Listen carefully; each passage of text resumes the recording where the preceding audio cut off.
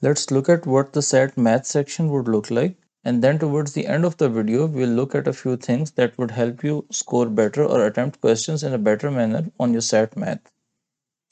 So the first thing obviously is the section division. So for SAT math it can be divided into two sections, the no calculator and calculator section. The no calculator section would have 15 MCQs and 5 grid-in questions. For these 5 grid-ins, you wouldn't be given the options to choose from.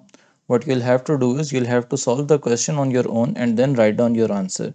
And for the MCQs, obviously you'll be given the 4 options to choose from, and you'll have to choose the right option for each question. And in the same way, for the calculator section, you'll have 30 MCQs and 8 grid-in questions. So for the 20 questions in the non-calculator section, you will be given 25 minutes to solve these, which means you'll have roughly 1 minute 15 seconds per question.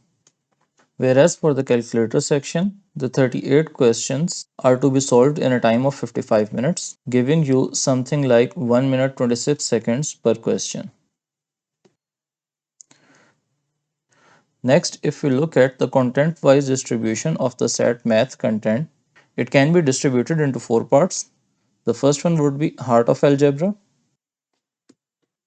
The second portion is Problem Solving and Data Analysis. The third portion is Passport to Advanced Maths. And the fourth portion would be Additional Topics. So for the topic of Heart of Algebra, you can expect something like 19 questions from this topic.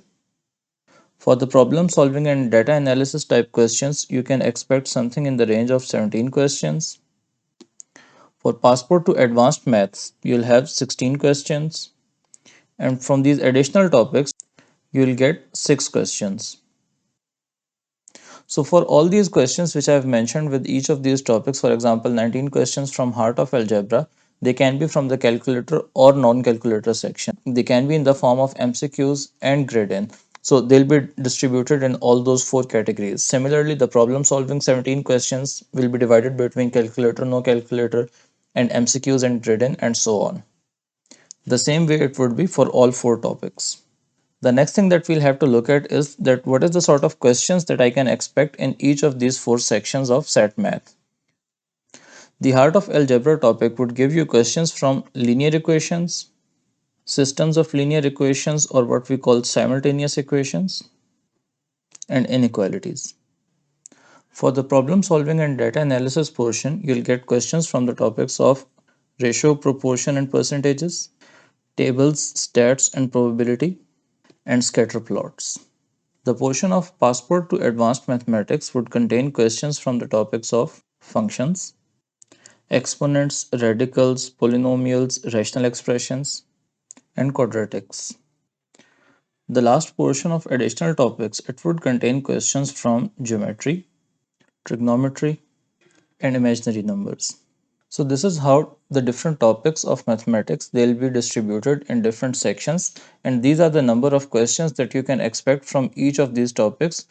So this should guide your preparation efforts of which topics are you lacking currently in and what should be the direction of your effort, which topics should you practice more.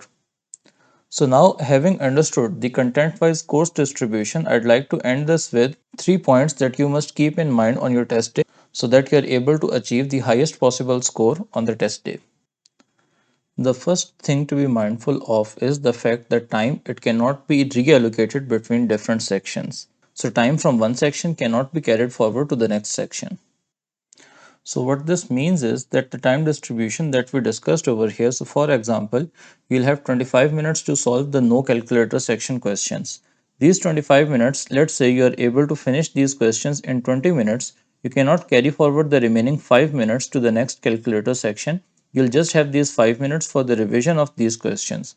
So now you must know that since this time it cannot be carried forward to the next section, you must utilize this time properly, whether you choose to do that by spending more time on each question or you choose to do that by keeping some revision time towards the end. But one thing is for sure that these 25 minutes they are to be used for the no calculator section and they cannot be carried forward to the calculator section.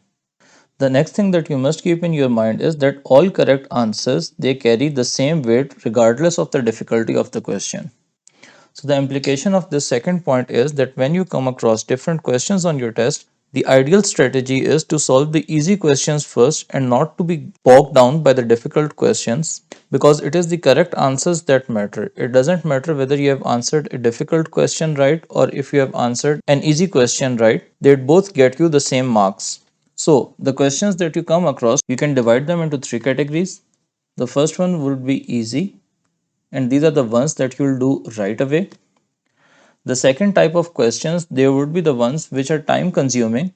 You know how to solve these questions, but it would require you some time and effort to put into it. So you can perhaps put a circle like mark next to it and come back to these questions. And the third type of questions are the ones which are relatively more difficult. So these are the ones that you'll save for the end. And you can perhaps put a mark like this on these questions, showing that these are the difficult ones and these are the ones that you'll get back to. The third and the final tip for the SAT math section is that when you're running short of time, or if for some reason you are unable to get the right answer, you should always guess. You should never leave a question without an answer. The reason for this is simple. Every question that you leave unattempted, there is 0% chance that you are going to get the right answer.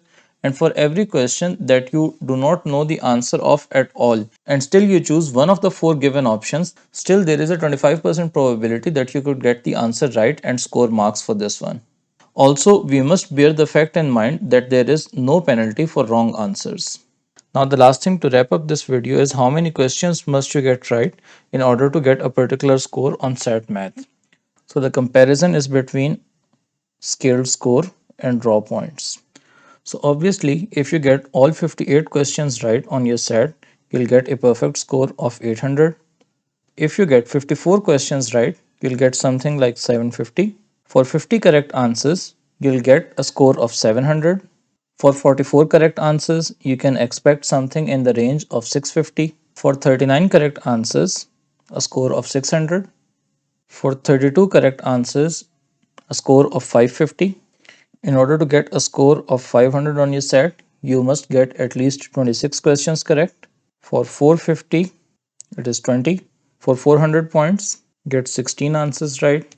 And for 350, you must get 12 questions correct. If you haven't already, please consider subscribing to the channel to show your support, and thank you very much.